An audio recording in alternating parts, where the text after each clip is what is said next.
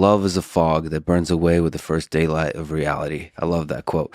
Do you think romantic love fades away in this way? Does it have to fade? The truth is that you have all of these chemicals pumping through your body. You're essentially high on heroin in the beginning of a romance. And you're going to have these rose colored glasses on. Everything your partner does is magical. But really, it's the novelty. It's just like going on a vacation. You're fully present. You're just attuned to the magic of another human being moment to moment. And then on top of that, you're just flooded with dopamine. So you're high on drugs. And we can't go on like that. You will die if you are using these kinds of chemicals all the time, all day long.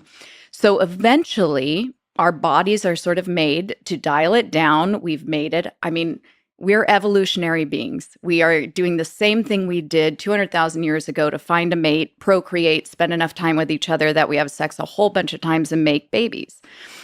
Now we've changed the rules of the game. We're living, almost till we're 100 years old. In some cases, we're making these marriage commitments that last half a century.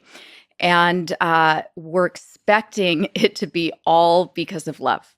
And we're signing these contracts based on how we feel when we're high on these drugs. So the reality is we know based on and I'm also talking about certain Western civilizations here, because as you know, there are arranged marriages. And a lot of times those marriages, if we're looking at longevity, are actually way more satisfied than people who are marrying for love, which logically makes sense. If you're making a decision based on a feeling that is basically based on endorphins and dopamine and oxytocin, I wouldn't sign a contract just because of a feeling necessarily, for 50 years. Whereas an arranged marriage, if you have your elders kind of deciding for you that this partner has a bunch of traits that you're going to appreciate more and more over time, I think there's some wisdom there.